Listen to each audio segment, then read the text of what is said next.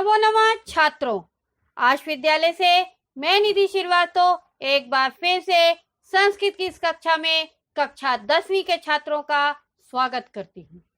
छात्रों, पूर्व की कक्षा में हमने आप लोगों को भूकंप विभीषिका अर्थात भयंकर भूकंप यानी अर्थक्वेक के बारे में बताया और ये भी बताया छात्रों कि यह अर्थक्वेक सन 2001 में जब पूरा भारत राष्ट्र गणतंत्र दिवस के पर्वोत्साह में डूबा हुआ था, उसी समय गुजरात क्षेत्र का भुज नगर का कोना जो है वो चारों ओर से बेचैन, अस्त व्यस्त, व्याकुल और दुखी हो गया था।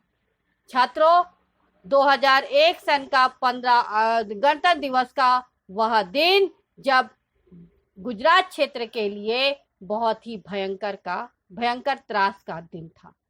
तो छात्रों, उसमें आगे क्या बताया जा रहा है इस लेसन में, उसको जानने के लिए आइए आज हम लोग देखते हैं क्लास 10 संस्कृत 10वां पाठा भूकंप विभीषिका का द्वितीय भाग।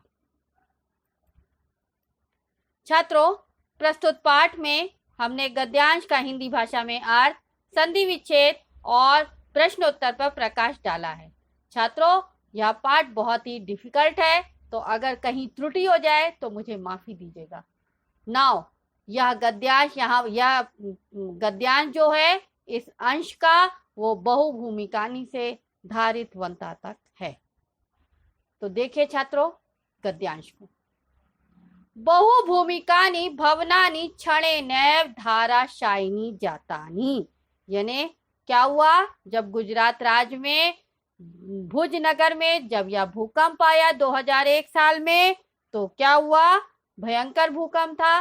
तो ये क्या होता है कि बहुभूमिकानी भवनानी क्षणेनैव धाराशायिनी जातानी, यानी बहुत सारे भूमिकानी यानी भूमि, भवनानी यानी भवन इमारत, क्षणेनैव संधि हो रही है क्षणेन प्लस एव, क्षणेनैव यानी पल भर में ही, धाराशायिनी जातानी यानी पृथ्वी में समा गए यानी धाराशायी हो गए। तो बहुत सारी मंजिलें भवन क्षण भर में ही धाराशायी हो गए। उत्खाता विद्युत दीप स्तंभा, उत्खाता यानी उखड़ गए, विद्युत दीप स्तंभा विद्युत यानी बिजली, दीप यानी लाइट के, स्तंभा यानी खंबे, तो बिजली के जो खंबे थे वो भी उखड़ गए। विशीर्णा ग्रह सोपान मार्गा, विशीर्णा यानी नष्ट होना, ग्रह सोपान यानी घर और सीढ़ी, मार्गा यानी रास्ते, तो घर सीढ़ी और मार्ग सब कुछ नष्ट हो गया देखते ही देखते। फालद्वये विभक्ता भूमि, देखिए कैसे टुकड़ों में भूमि विभक्त हो गई। तो फालद्वये विभक्ता भूमि यानी भूमि जो है, पृथ्वी जो है, जमीन जो है वो दो खंडों में विभक्त हो गई। भूमि गर्भादुपरी निस्सरंती भी दुर्वार जलधारा भी महाप्लावन दृश्यम उपस्थितम, भूमि गर्भादुपरी यानी भूमि के गर्भ से ऊपर, यहाँ संधि हो रही है भूमि गर्भात प्लस ऊपरी, तो भूमि गर्भात यानी भूमि के गर्भ से, गर्भ यानी पेट से फटने के बाद, ऊपरी यानी ऊपर, निस्सरंती भी यानी निकलती हुई, दुर्वार जलधारा भी यानी भयंकर जल की धारा, क्योंकि जमीन में तो पानी है, तो दुर्वार जलधारा भी, महाप्लावन दृश्य यानी भयंकर, महा यानी भयंकर, प्लावन यानी बाढ़, दृश्यम यानी दृश्य, उपस्थितम यानी उपस्थित कर दिया। तो भूमि के गर्भ से ऊपर निकलती हुई भयंकर जल की धारा, महान बाढ़ का दृश्य उपस्थित कर दिया। ठीक है छात्रों, तो वो क्या बता रहे कि भूमि के गर्भ से निकलती हुई कठिनता से रुकने वाली जलधाराओं से विशाल बाढ़ का दृश्य उपस्थित हो गया। आगे देखिए छात्रों, सहस्त्रमिता प्राणिनस्तु क्षणेनैव मृताः, सहस्त्रमिता यानी सहस्त्रों प्राणी, सहस्त्रमिता यानी लगभग, समिता यानी लगभग और सहस्त्र यानी हजारों, तो हजारों प्राणी नस्तु, प्राणी नस्तु में संधि हो रही है प्राणिनः प्लस तु, तो हजारों प्राणी तो क्षणेन यानी पल भर में ही मृताः यानी मर गए।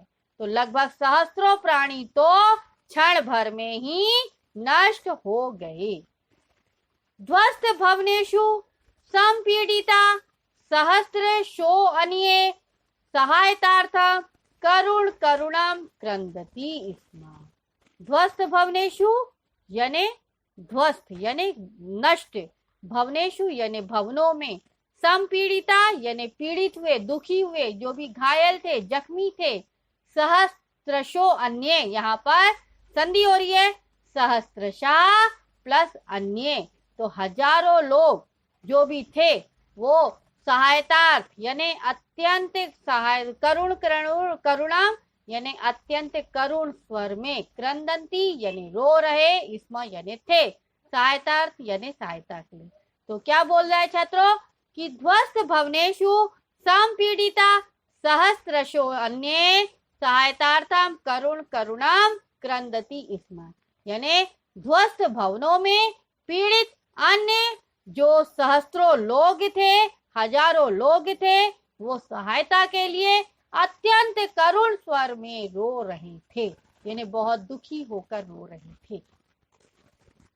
हा दैव क्षुत छात्म कंठाः मृत प्राया केचन शिशवस्तु ईश्वर कृपया एव द्वित्राणि दिनानि जीवनम धारितवन्तः।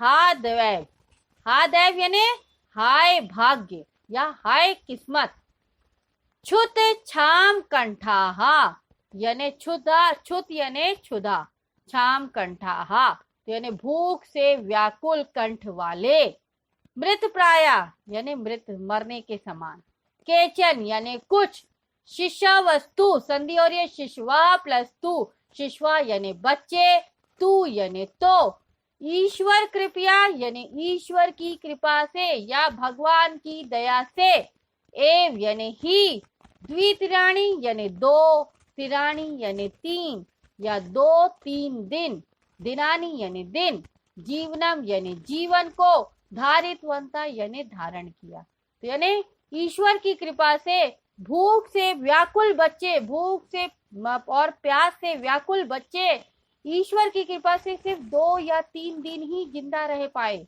उसके बाद वो खत्म हो गए, मर गए। ठीक है, तो हा दैव क्षुत छात्म कंठाः मृत प्राया केचन शिशवस्तु ईश्वर कृपया एव द्वितिराणी दिनानि जीवनम धारितवंता। तो हाय भाग्य भूख से व्याकुल कंठ वाले, मृत प्राया कुछ बच्चे तो ईश्वर की कृपा से ही 2-3 दिन केवल जीवन को धारण कर पाए। ठीक है, तो यहाँ पर यह गद्यांश यहाँ पर समाप्त होता है छात्रों। इस गद्यांश पर मैंने कुछ प्रश्न तैयार किए हैं, उन प्रश्नों को देख लीजिए। पहले प्रश्न 3 प्रकार के होते हैं छात्रों, पहला एक पदेन, दूसरा पूर्ण वाक्यन और तीसरा निर्देशानुसारम। ये आप सब अच्छी तरह से जानते हैं, आपको छोटी कक्षाओं से ऐसे ही प्रश्न पूछे जा रहे हैं। तो पहला एक पदेन उत्तर देखिए छात्रों, के उत्खाता यानी कौन उखड़ गए थे, तो विद्युत दीप स्तंभा यानी बिजली के खंबे उखड़ गए थे। के क्षणेन मृता कौन पल भर में ही मर गए, प्राणिनः, तो प्राणिनः क्षणेन मृता। ठीक है छात्रों। नाउ सेकंड क्वेश्चन, पूर्ण वाक्येन उत्तरत्।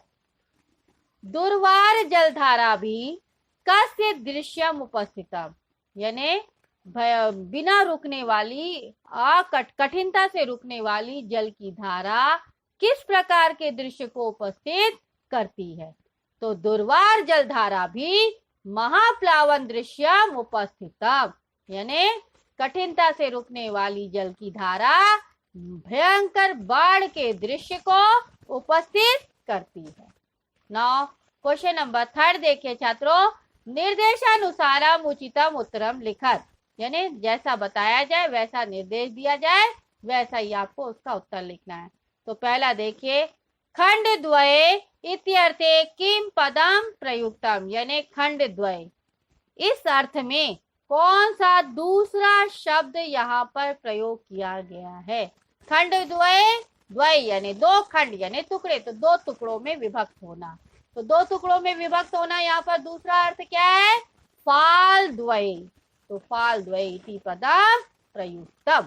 ठीक है, तो छात्रों इसी के साथ यहाँ पर यह अंश समाप्त होता है।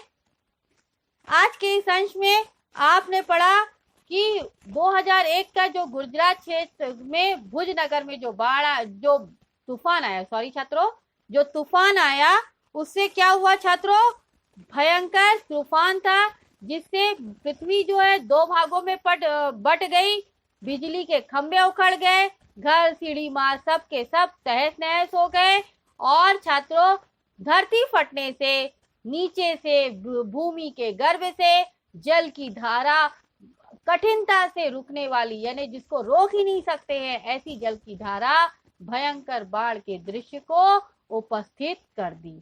और तो और छात्रों इतना ज्यादा मुश्किल आ गई थी कि भगवान की कृपा से भूख से व्याकुल बच्चे जो है वो मुश्किल से 2 या 3 दिन ही जिंदा रह पाए, उसके बाद वो भगवान को प्यारे हो गए। तो ठीक है छात्रों, इसी के साथ यह अंश यहाँ पर समाप्त होता है। आज के इस अंश में अगर आपको कोई भी डाउट है या कोई भी मुश्किलात होती है तो आप आश विद्यालय के ऐप को लाइक करके क्वेरी में जाकर अपना डाउट पूछ सकते हैं। मैं आपका जवाब जल्द से जल्द दूंगी छात्रों। तब तक के लिए धन्यवाद छात्रों। नमो नमः।